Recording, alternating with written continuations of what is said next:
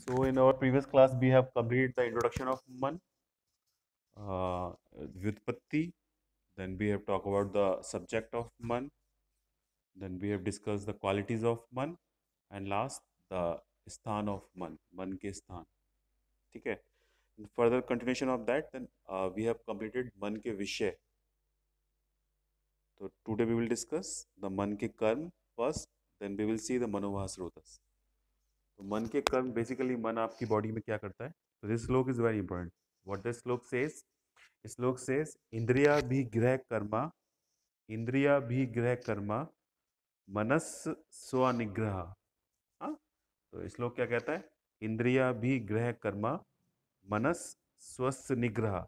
तो इंद्रियाभिग्रह कर्मा मतलब निग्रह. निग्रह का मतलब होता है कंट्रोल. तो it has the control over the sense organ. That is इंद्रियाभिग्रह कर्मा. मनसा स्वस्थ निग्रह. स्वस्थ निग्रह मतलब सेल्फ कंट्रोल. मन दो तरह के काम करता है. एक तो सेंस ऑर्गन को कंट्रोल करता है और दूसरा वो सेल्फ कंट्रोल काम करता है. मतलब अब कोई समझेगा कैसे सर. तो जैसे सपोज मन है, तो आपका मन, आपके मन को कंट्रोल सिर्फ आप ही कर सकते हो और कोई नहीं कर सकता. मैं, आप क्लास में बैठे हैं, आप ध्यान नहीं दे रहे हैं, मैं डांट लगाऊंगा. तो जितनी देर में डांट लगाऊंगा हो सकता है कि उतनी देर आप अटेंशन में बैठ जाएं. अदरवाइज आपको कंट्रोल करने का काम सिर्फ आपका मन करेगा, आपके पेरेंट्स भी नहीं करेंगे. ठीक है. तो दैट इज, जब एक बार आपका मन कंट्रोल हो जाएगा उसके बाद चीज़ें स्मूथली चलने लगेंगी. तो मन क्या करता है. मन के दो काम है. एक स्वनिग्रह. स्वनिग्रह means self control. Another is इंद्रियाभिग्रह. इंद्रियाभिग्रह मतलब control over the sense organ. है ना. They are the two function of मन. वन इज द इंद्रियाभिग्रह, अनदर इज द स्वनिग्रह. द श्लोक की सेकंड लाइन कहती है उहो विचारता तत् बुद्धि प्रवर्तते. उहो विचारता. उहो विचारता मतलब हमने कल पढ़ा था चिंत्यम विचार्यम ऊह्यम ध्येयम संकल्प. है ना. तो ये 5 ऑब्जेक्ट्स थे. चिंत्यम विचार्यम ऊह्यम ध्येयम एंड संकल्प. इस श्लोक में क्या आया. उहो विचारता तत् परम बुद्धि प्रवर्तते. तो ऊहो विचारता. ऊहो मतलब रीजनिंग, एनालाइजिंग. विचार मतलब thought process. Reasoning and thought process, what ever, जो भी विचार आपके मन में बुद्धि के द्वारा डेवलप होते हैं, उन सब को कंट्रोल करने का काम जो है वो किसका है. मन का. तो एग्जाम में 2 मार्क्स में क्वेश्चन आएगा मन के कर्म. when it will come for 2 marks, so there are the only main two functions. One is the indriya vigrah, another is the swa vigrah. तो इंद्रिया विग्रह मतलब control over the sense organ.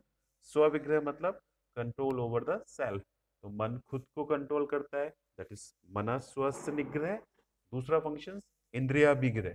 इंद्रिया विग्रह मतलब control over the sense organ. उहो विचारता तत् परम बुद्धि प्रवर्तते. उहो विचारता. तो थिंकिंग, रीजनिंग और जो थॉट प्रोसेस हैं जो आपकी नॉलेज के द्वारा डेवलप होते हैं, उन सबको भी कंट्रोल करने का काम मन का है. ठीक है. तो 2 मार्क्स में क्वेश्चन आएगा फंक्शन ऑफ मन. श्लोक याद होता है तो ठीक है, नहीं होता है तो भी ठीक है. आपको सिर्फ 2 वर्ड याद रखने हैं. एक इंद्रियाभिग्रह और दूसरा स्वनिग्रह. तो मन दो तरीके के काम करता है. एक इंद्रियाभिग्रह मतलब control over the sense organ, और एक स्वनिग्रह that is self control. Next we will see the मनोवाह स्रोतस. तो जैसे कि आप रचना साइड में पढ़ चुके होंगे कि स्रोतस 13 प्रकार के होते हैं आचार्य चरक के हिसाब से. आचार्य सुश्रुत के हिसाब से 11 पेयर होते हैं. है ना. तो उनमें जो एक अलग से स्रोतस का डिस्क्रिप्शन है दैट इज मनोवाह स्रोतस. तो बृहतरई किसी भी संहिता में डिस्क्रिप्शन में जैसे उन्होंने 13 बताए, है ना. तो ना तो उसमें किसने बताए, आचार्य चरक ने. तो ना तो उसमें उन्होंने मनोवा स्रोतस का वर्णन किया. आचार्य सुश्रुत ने 11 पेयर बताए, तो ना ही उन्होंने उस 11 पेयर के अंदर मनोवा स्रोतस का वर्णन किया. तो मनोवा स्रोतस का डिस्क्रिप्शन आपको बृहतरई में नहीं मिलता है. बृहतरई क्या होती है सबको पता होगा. चरक संहिता, सुश्रुत संहिता, अष्टांग संग्रह एंड अष्टांग हृदय. तो ये जो 3 बुक्स हैं इनको आप बृहतरई कहते हैं. और इन बृहतरई में मनोवा स्रोतस का इंडिपेंडेंट डिस्क्रिप्शन नहीं मिलता है कि जहाँ पे स्रोतस का डिस्क्रिप्शन है वहीं पे लिखा हो कि स्रोतस 13 प्रकार के हैं, उनके अंदर मनोवा स्रोतस का वर्णन हो, या स्रोतस 11 पेयर्स हैं उसके अंदर मनोवा स्रोतस का वर्णन हो. तो ऐसा हमें बृहतरई में देखने को नहीं मिलता है. चरक संहिता चिकित्सा स्थान मतलब चरक संहिता के 2 वॉल्यूम है. तो चरक संहिता का जो सेकंड वॉल्यूम है दैट इज उत्तरार्ध. पहले वाले वॉल्यूम को पूर्वार्ध कहते हैं और दूसरे वाले वॉल्यूम को उत्तरार्ध कहते हैं। तो चरक संहिता का जो सेकंड वॉल्यूम है उसमें जो चिकित्सा स्थान है, उस चिकित्सा स्थान में साइकोलॉजिकल डिसऑर्डर्स हैं, उन्माद। तो उन्माद बेसिकली क्या होता है? दो बीमारियां हैं, एक उन्माद और दूसरी अपस्मार। तो उन्माद क्या होता है और अपस्मार क्या होता है? अपस्मार मतलब एपिलेप्सी। तो अपस्मार एपिलेप्सी, जिसे हिंदी में मिर्गी कहते हैं। तो मिर्गी का दौरा पड़ना, एपिलेप्सी का अटैक करना, या in Sanskrit it is known as उन्माद, जो अपस्मार जो चरक संहिता में डिस्क्राइब्ड है। एक दूसरी साइकोलॉजिकल डिसऑर्डर जो बहुत इंपॉर्टेंट है, दैट इज उन्माद। उन्माद का मतलब क्या होता है? In modern, it is known as schizophrenia. In modern, it is known as schizophrenia. Schizophrenia. Schizophrenia. Schizophrenia मतलब पागलपन, मतलब जो पागल हो जाते हैं, दैट इज उन्माद। तो उन्माद एक बीमारी है और दूसरी अपस्मार एक बीमारी है। अपस्मार का मतलब मॉडर्न के हिसाब से एपिलेप्सी है, उन्माद का मतलब मॉडर्न के हिसाब से सिजोफ्रेनिया है ना। सिजोफ्रेनिया या इंसैनिटी, इंसैनिटी पागलपन। तो सिजोफ्रेनिया जिसको आप संस्कृत में उन्माद कहते हैं, और अपस्मार जिसको इंग्लिश में मिर्गी, जिसको हिंदी में मिर्गी और इंग्लिश में एपिलेप्सी कहते हैं। तो जो उन्माद चिकित्सा का अध्याय है आचार्य चरक संहिता में, मतलब आचार्य चरक संहिता ने चिकित्सा स्थान में जो दिया है, उसके अंदर उन्होंने मनोवा स्रोत शब्द का वर्णन किया है।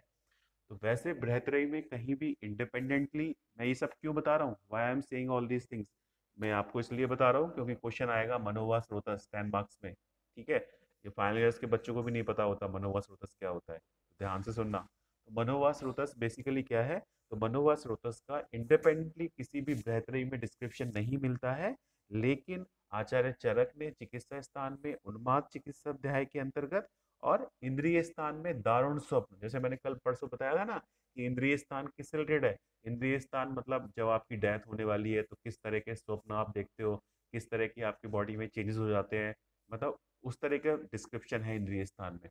तो इंद्रिय स्थान में जब दारुण स्वप्न का डिस्क्रिप्शन आया है, दारुण स्वप्न मतलब डराने वाले सपने, जो भयंकर स्वप्न होते हैं, तो इंद्रिय स्थान में जब दारुण स्वप्न की उत्पत्ति का वर्णन आया है, तब आचार्य चरक ने मनोभा स्रोत शब्द का वर्णन किया है। तो पहली पॉइंट आपको जो लिखनी है वो क्या लिखनी है एग्जाम में, कि मनोभा स्रोतस का वर्णन बृहत्त्रयी में स्रोतस शरीर के अंतर्गत हमको देखने को नहीं मिलता है। जब आचार्य चरक ने 13 प्रकार के स्रोतस बताए हैं और आचार्य सुश्रुत ने 11 पेयर स्रोतस की संख्या बताई है, उसके अंतर्गत मनोभा स्रोतस का डिस्क्रिप्शन नहीं किया है। आचार्य चरक ने उन्माद चिकित्सा अध्याय में और इंद्रिय स्थान में दारुण स्वप्न की उत्पत्ति के अंतर्गत मनोभा स्रोत शब्द का वर्णन किया है, जो कि निम्नवत है ना। तो वो क्या डिस्क्रिप्शन है? डिस्क्रिप्शन ये है, तैर, ये एक उन्माद की संप्राप्ति का श्लोक है, जो आप फाइनल ईयर में आओगे तब आपको रटना है। ये श्लोक अभी रटने की जरूरत नहीं है, फाइनल ईयर में पढ़ना पड़ेगा। ठीक है, तो ये श्लोक क्या कहता है? तैर अल्पसत्वस मला प्रदुष्टा बुद्धे निवासम हृदय प्रदुष्य श्रोतांस अधिष्ठाय मनोबहानी प्रमुहंत आसु नरस्य चेता, है ना। इसका मतलब क्या है? इसमें है ना मनोबहानी, तो मनोबहानी मतलब मनोभा स्रोतस। तो इसका बेसिकली मतलब क्या है? तैर अल्पसत्वस, तो जो लोग जिनके अल्पसत्व होता है, अब सत्व क्या होता है? समझ में लास्ट में व्हाट इज सत्व सर? तो सत्व क्या होता है? सत्व मतलब आपकी विल पावर, सत्व मतलब विल पावर। तो आयुर्वेदिक क्लासेस में सत्व तीन तरीके का होता है, एक उत्तम, एक मध्यम और एक अवर। उत्तम मतलब स्ट्रॉन्ग विल पावर, मध्यम मतलब ठीक ठाक विल पावर, और अवर मतलब जिनकी विल पावर कमजोर होती है। अब बोलेंगे सर विल पावर मतलब क्या? जैसे I will give one example, कि सपोज किसी को बुखार आया है ना, तो किसी को बुखार आया, किसी का 101 डिग्री फ़ारेनहाइट हुआ, तब भी वो बोलने लगा भगवान तबीयत बहुत खराब है, पता नहीं क्या होगा, मैं क्लास नहीं जा रहा, क्लास बंक करके बैठा हूँ। तो वो कैसा व्यक्ति होगा? अवर सत्व वाला।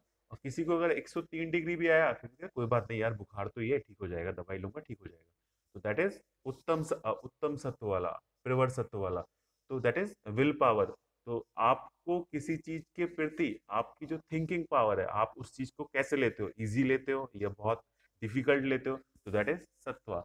तो तैर अल्प सत्वस, तो जो उन्माद की बीमारी है वो उन लोगों को होगी जिनका सत्व, जिनकी विल पावर स्ट्रांग नहीं होगी। ठीक है, जिंदगी में कोई भी प्रॉब्लम आए आपको खुद सॉल्व करनी है, और जब तक आप स्ट्रांगली उसको फेस नहीं करोगे तब तक वो प्रॉब्लम सॉल्व नहीं होगी। हर चीज के लिए मम्मी पापा पे डिपेंड हो जाओगे तो क्या होगा, हर चीज में मम्मी, हर चीज में पापा, तो वो क्या होता है, आपका सत्व जो है वो धीरे धीरे कम होना शुरू हो जाएगा। तो जो उन्माद नाम की बीमारी है, पागलपन, जनरली उन लोगों को होती है जिनका जो सत्व है वो कम होता है। तो श्लोक क्या कहता है, तैर अल्प सत्वस, मतलब उन लोगों में जिनका सत्व कम है, मला प्रदुष्टा। तो मल किसके लिए शब्द आया है, मल मतलब जो दूषित निर्दोष है। मैंने एक दिन बोल बताया था ना कि अ, दोष को आप मल कह सकते हो लेकिन मल को दोष नहीं कह सकते हो। When I had given in my previous class general introduction of मल, तो उसमें मैं बता चुका हूँ कि दोष को आप मल कह सकते हो, जब दोष दूषित होते हैं then you can call them एट मल, लेकिन आप मल को दोष नहीं कह सकते, ये मैं बता चुका हूँ। तो तैर अल्प सत्वस, तो जो अल्प सत्व वाले व्यक्ति हैं, मला प्रदुष्टा, तो जो मला, मला मतलब दोष, तो जो दोष हैं वो दूषित करते हैं किसको, बुद्धे निवासम हृदय प्रदूष्य। तो बुद्धि निवासम, तो बुद्धि को प्रदूषित करते हैं। कौन प्रदूषित करते हैं, वात पित्त कफ मल, जिनको मल कहा है इस श्लोक में। तो मला प्रदुष्टा किसको दूषित कर रहे हैं, बुद्धि को। और बुद्धि कहाँ रहती है, निवासम हृदय प्रदुष्य, तो वो कहाँ निवास करती है, वो हृदय में निवास करती है। और हृदय के जो और दूष्य हैं, दूष्य क्या होते हैं, the things whatever get vitiated from the दोषास आर नोन एज दूष्यस। तो हृदय प्रदेश में आपके कार्डियक रीजन्स में रहने वाले और धातुस और मल और स्रोतस, तो whatever things these are vitiated by the दोषास इज नोन एज दुष्य। तो ये श्लोक क्या कहता है, तैर, तैर मतलब उन लोगों के, किन लोगों के, अल्प सत्वस, जिनका सत्व जो है वो कम है। मला, मला मतलब विशिएटेड दोष, प्रदुष्टा वो दूषित करते हैं किसको, बुद्धि को, निवासम हृदयम प्रदुष्य, तो बुद्धि कहाँ रहती है, हृदय में, और हृदय में रहने वाले जो और दूष्य हैं वो सब दूषित हो जाते हैं। श्रोतांश अधिष्ठाय मनोवहानी, तो जो आपकी बुद्धि दूषित हो गई, बुद्धि कहाँ थी, हृदय में, दिस इज अकॉर्डिंग टू चरक।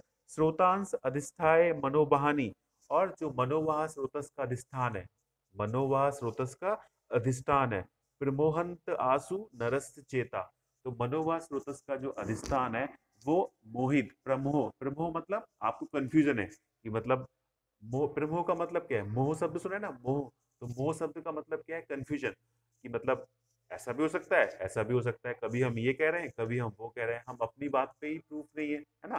तो अगर कोई एक अच्छे दिमाग का व्यक्ति होगा तो जो वो बात बोलेगा उसकी बात वही होगी, है ना। लेकिन जो पागल है वो क्या बोलेगा, कभी कुछ बोलेगा कभी कुछ बोलेगा, उसकी बात डेफिनेट नहीं है, उसकी बात कंफर्म नहीं है। दैट इज प्रमोहंत आंसू, प्रमोहंत मतलब वो डिलीरियम में होगा, वो खुद कंफ्यूजन में होगा, उसे खुद नहीं पता वो क्या कह रहा है। दैट इज प्रमोहंत आंसू नरस्य चेता, तो जो नर, नर मतलब ह्यूमन, तो ऐसे मनुष्यों में जिनका सत्व कम है, उन मनुष्यों में मला, मला मतलब दूषित दोष, उन व्यक्तियों में दूषित दोष उसकी बुद्धि को दूषित करते हैं, और हृदय में आश्रित दूषियों को दूषित करके, मनोवाह स्रोतस को दूषित करने के पश्चात उसमें प्रमोह उत्पन्न कर देते हैं। प्रमोह मतलब नॉट कंफर्मिंग, कभी ये कभी वो, जो वो कह रहा है उसी पे कंफर्म नहीं है, उसी पे स्टेबल नहीं है, तो that type of disease is known as उन्माद। तो ये जो डिस्क्रिप्शन था, इस डिस्क्रिप्शन में एक शब्द आया श्रोतांश अधिष्ठाय मनोबहानी, है ना। तो श्रोतांश अधिष्ठाय मनोबहानी, कि मनोवाह के जो स्रोतस है उन पे अधिष्ठान लेके। वैसे चरक संहिता में कोई डिस्क्रिप्शन नहीं है मनोवाह स्रोतस का एज ए इंडिपेंडेंट स्रोतस, लेकिन चरक संहिता में दो जगह हमें डिस्क्रिप्शन मिलता है। एक कहाँ, एक हमें उन्माद चिकित्सा में मिलता है, और दूसरा कहाँ मिलता है, दूसरा हमें इंद्रिय स्थान में दारुण स्वप्न की उत्पत्ति के केस में मिलता है। ठीक है। तो ये जो मनोवाह स्रोत शब्द आया उस पर टीका की, किसने टीका की, चक्रपाणी ने। टीकाकार कौन होते हैं, टीका करते हैं ना कमेंटर, जैसे मैच में क्या होता है, रेफरी कमेंट्री करता रहता है, छक्का लगा, बॉल यहाँ से वहां चली गई, ये सब तो करता है। तो जो कमेंटेटर क्या होते हैं, जैसे संहिताओं में कुछ ऐसे सेंटेंस दिए हैं जो स्पष्ट नहीं है, जिन पे क्लियर मीनिंग नहीं है, उनका एक्सप्लेन नहीं है, तो उन शब्दों को, तो उन शब्दों को बहुत क्लियरली एक्सप्लेन करना, उन शब्दों को विद मीनिंग एक्सप्लेन करना, तो दैट इज क्या है, वो कमेंटेटर का काम है। तो आचार्य चरक पे जो एक कमेंट्री लिखी गई है तो उस कमेंट्री आचार्य चरक पे जो कमेंट्री लिखी गई है, वो चरक संहिता पे जो कमेंट्री कमेंटेटर हैं, that is Chakrapani, that is Chakrapani. और चक्रपाणी पे जो चक्रपाणी ने जो कमेंट्री ली है, उस कमेंट्री का नाम है आयुर्वेद दीपिका। क्या नाम है? आयुर्वेद दीपिका। तो जैसे मैं पहले कई बार बता चुका हूँ कि कैसे याद रखना है। जैसे बहुत सारे कमेंटेटर हैं आयुर्वेद इतिहास में, जिसने पढ़ाया होगा उसने बताया होगा। तो बहुत सारे कमेंटेटर हैं, हमें कैसे याद रखना है? एक मिनट में पेज शेयर करता हूँ। तो बहुत सारे कमेंटेटर हैं, हमें याद कैसे रखना है? सिंपल। कैसे याद रखना है कि जो चक्रपाणी थे वो एक लेडीज टेलर थे, और उनकी जो उन्होंने ड्रेस सिली वो दीपिका की सिली। ठीक है, तो दीपिका, आयुर्वेद दीपिका, और ऑथर का नाम क्या है? चक्रपाणी। तो चक्रपाणी जो कि चरक संहिता के टीकाकार हैं,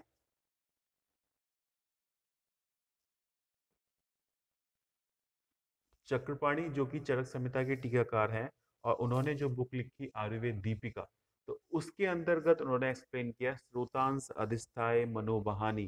तो श्रोतांश अधिष्ठाय मनोबहानी इस शब्द का एक्चुअल मीनिंग क्या है, वो आचार्य चक्रपाणी ने एक्सप्लेन किया है।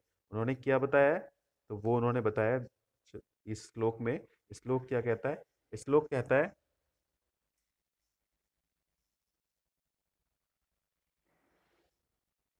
शेयर कर रहा हूँ मैं। हाँ। तो श्लोक क्या कहता है? श्लोक कहता है श्रोतांसी च मनोबहानी। तो श्रोतस जो मनोबहानी है, इत्य अनेन हृदय देश संबंधी धमनियों विशेषण मनोवाह दर्श्यति। This is important.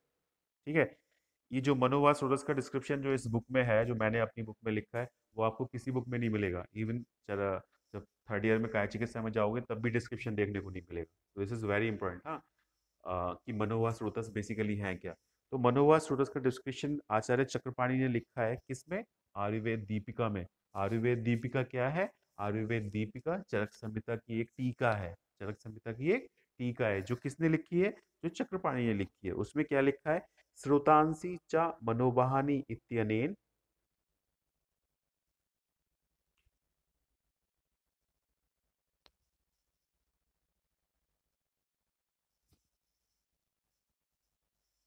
तो इसका मतलब क्या था? इसका मतलब था कि मनोवाह स्रोतस का जो डिस्क्रिप्शन दिया है, श्रुतांसी चा मनोवाहानी इत्येन, जो मनोवाह स्रोतस का डिस्क्रिप्शन दिया है, उसका मतलब है हृदय प्रदेश में स्थित धमनी स्रोतस दूष्य।